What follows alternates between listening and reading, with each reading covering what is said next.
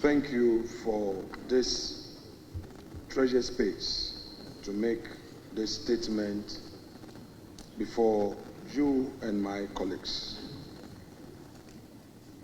Mr. Speaker, as captured in the vote and proceedings of Friday, the 31st of January,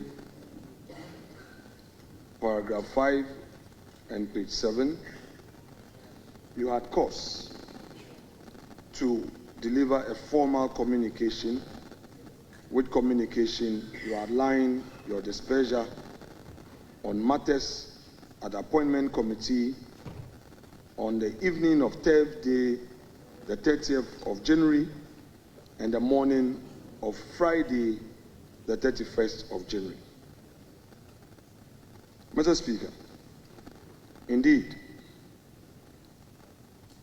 your response to the event as a leader and the head of this assembly was indeed timely to assure the public that indeed this House is ready to uphold democracy and to do what is right in the eyes of the public.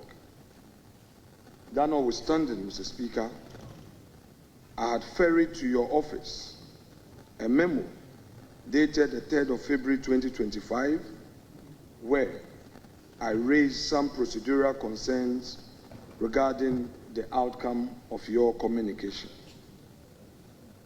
Mr. Speaker, to couch the matters that arose in proper perspective, on the said day, the Thursday, the 30th of January,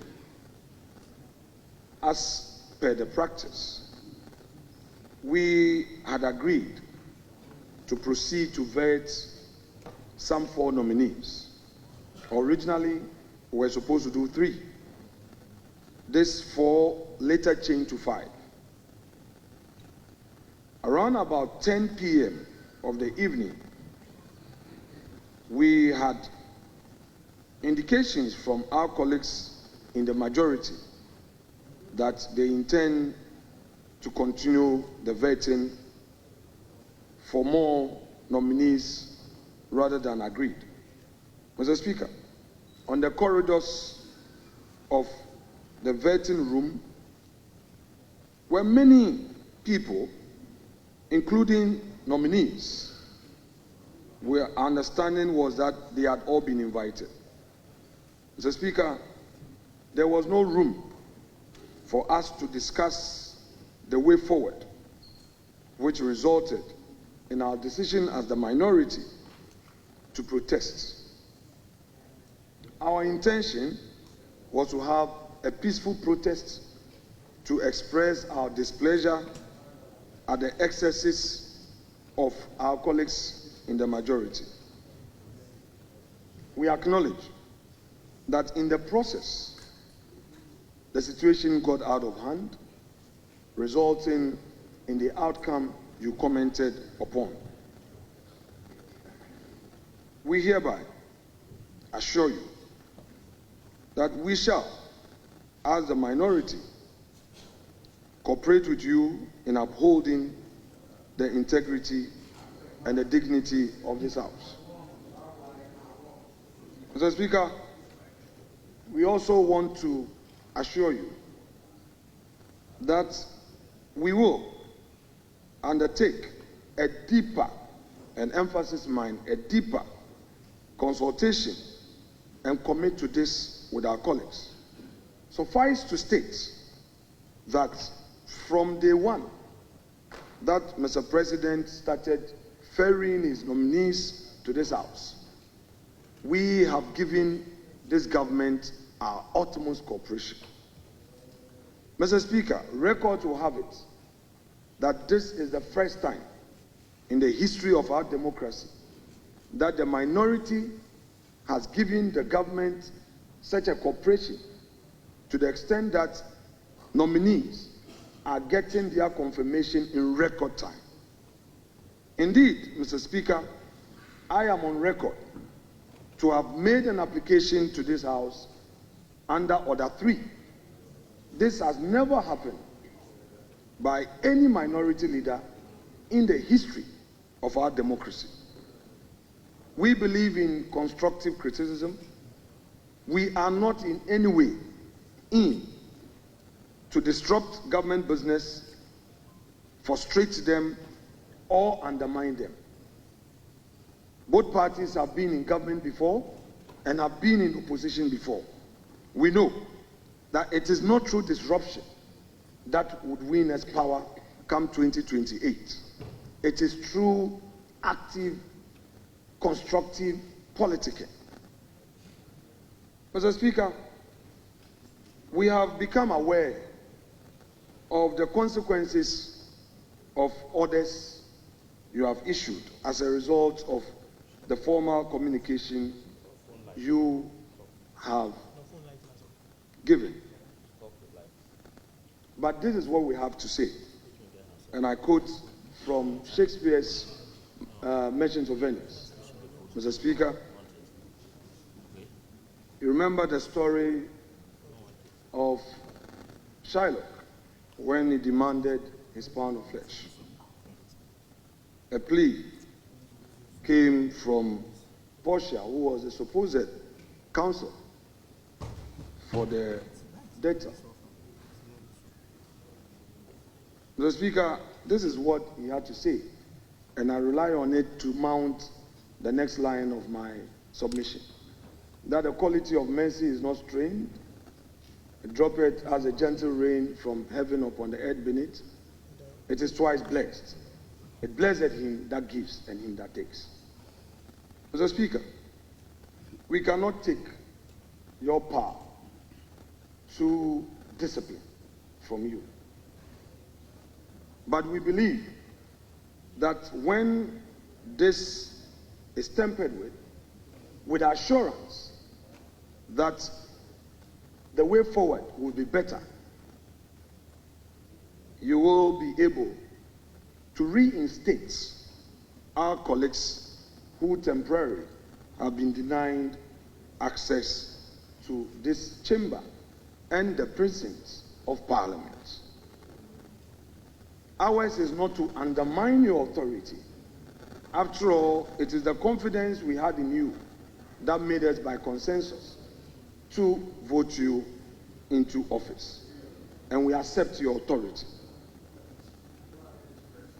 Mr. Speaker,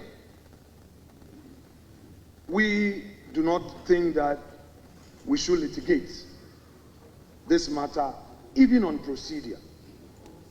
We are more interested in the outcome, which is not a desired outcome.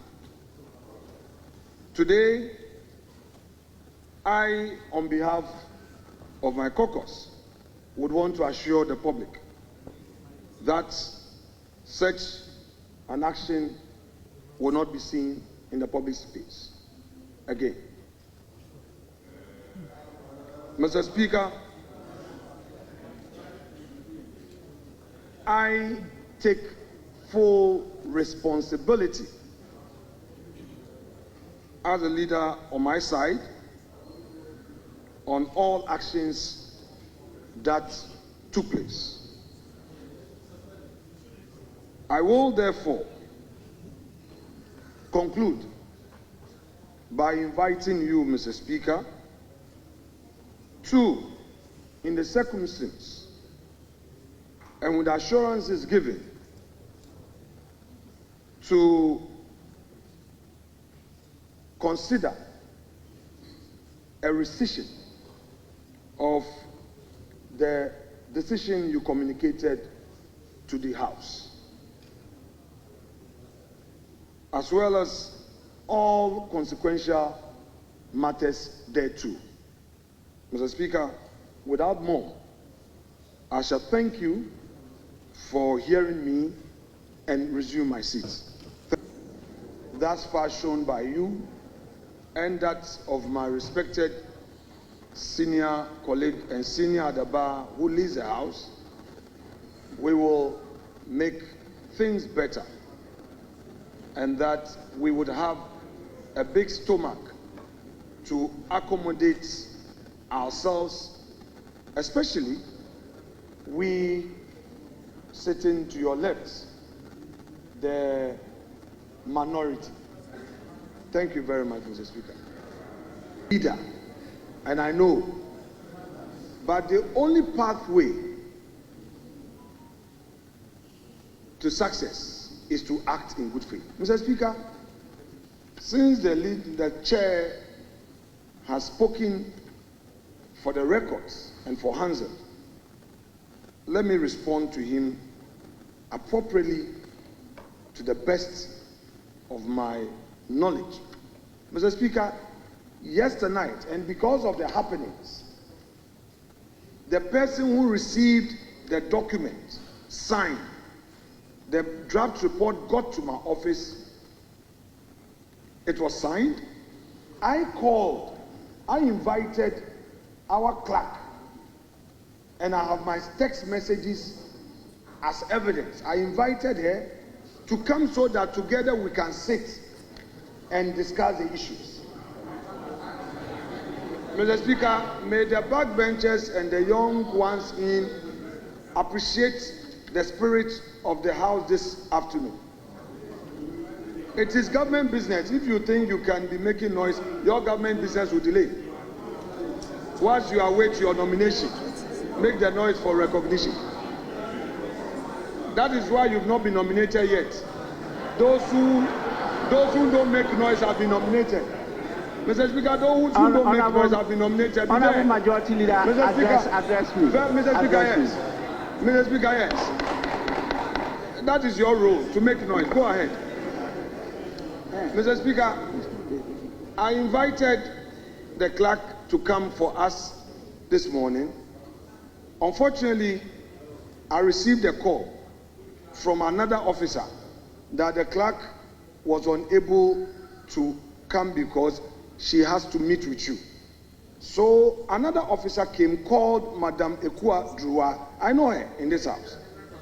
She came with another gentleman, and we went through, because I have records of all the documents that the nominees had indicated they were going to provide to us. So we went through.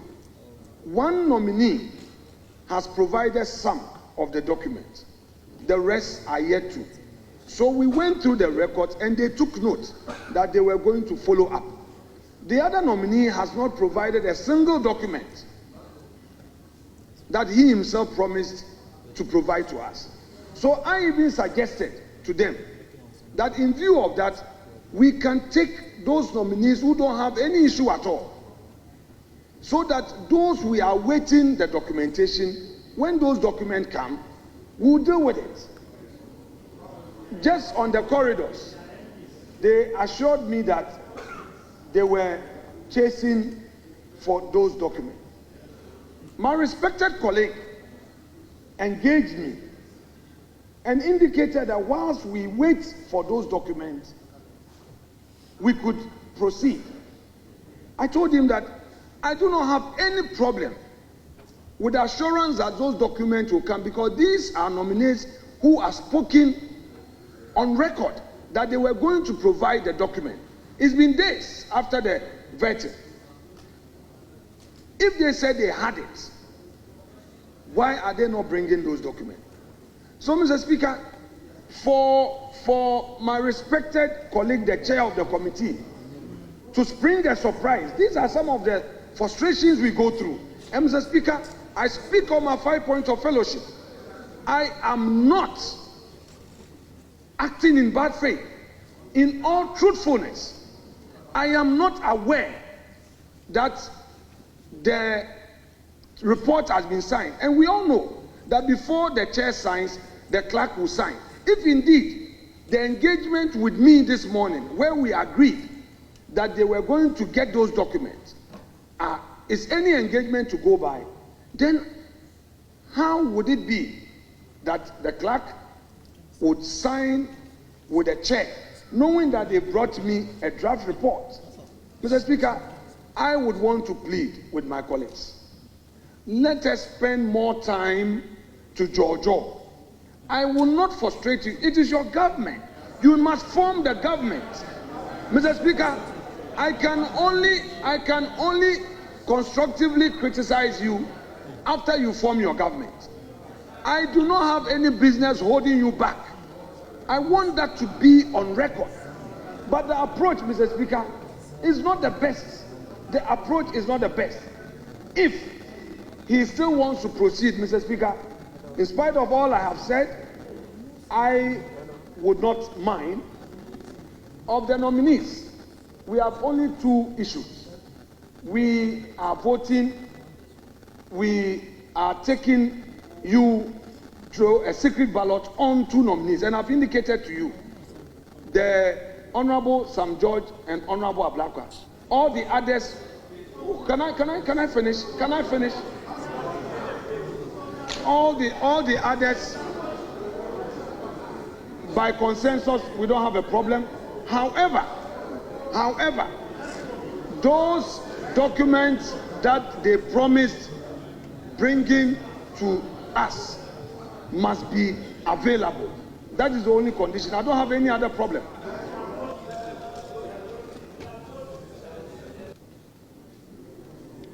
Mr. Speaker,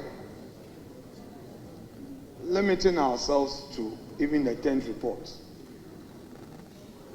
This is the very problem that I've been raising from day one. When the clerks reached out to me this morning, and we had a meeting this morning on the draft, the understanding reached was that they will engage our respected colleague, Sam George, to bring the rest of the document to enable us finalize the reports. That is the 10th report. Mr. Speaker, here is a situation that without reaching out to me again, we have our clerk co-signing the report with the chair. Mr. Speaker, let the record reflect that per the practice of this House, leaders of committees would always have to sign off before a committee report is finalized and brought to this chamber. It is only when the one side has given a firm indication of its intent that the issue of a minority report would arise. Mr. Speaker, this is not the case, and this is where I would want to reserve my comment on the actions of our secretariat in private. I wouldn't speak about the actions of the secretariat anymore in public. But Mr. Speaker, I am happy that the clerk to Parliament is in this chamber and is hearing. It is a bit a challenge what is happening. Mr. Speaker, I beg to say that until all the information that the nominee himself has committed to providing are provided, until all those documents are provided, we cannot finalize the report. I have therefore no hesitation at all in saying that for Honorable Abdul Rashid Hassan Purple, Honorable Ibrahim Mutala Muhammad, Honorable Kofi Idi Adams, and Honorable Joseph Bukari Nikbe, we can take them because this is by consensus. We shouldn't allow one person's issue to stand in the way of other nominees we don't have a problem with. And in fact, let me publicly state this. If our respected colleague brings the outstanding documents and these documents are satisfactory, we have no hesitation changing our position. We've done that in the case of Honorable Emmanuel Amakofibua. We took a decision to take him through a vote. The issue that we had with him, we resolved it. The majority leader, my good self, and the chair, we resolved it. and upon resolution, we amended the record right here on the floor of the House. Nobody should create the impression that someone is in to frustrate somebody's political appointment. No. But, Mr. Speaker, the very things that our colleagues demanded when they were in opposition are the very things that we are demanding from them. So they should take it easy and engage us the more rather than the confrontation. The confrontation will not work. Confrontation will not work. We have a 4-year journey. This is just the 3rd week. So they should take it easy with us. It's not the intimidation and the attack, the social media, that will get me, Kwamina, to be cowed. It will not work. I have seen all this before. So, but I want to do the work in a manner that you as colleagues will know that I respect you. I will not disrespect any nominee. After all, you are going to be our minister. But please, let the right thing be done in the interest of the nation. Mr. Speaker, that is all I demand. Yes, Honorable Minority Leader, please. Mr. Speaker, my colleague on the other side knows that we have never really complied with that mechanism. And indeed, Mr. Speaker, you know, it is new. It is new, and we are yet to begin to warm up to that process. But, Mr. Speaker, I have heard my colleague on the other side, and I just note that this report has some inconsistency, because you have the main body of the report on one of the nominees saying that it is by majority decision, and then in the concluding portion of the report indicating that it is by consensus. So there's a problem with the report. So, Mr. Speaker, I will ask for a short suspension of sitting for me to engage with my colleague on the other side, so that we will correct the reports. We will correct the reports and build consensus, and come back to this House, Mr. Speaker.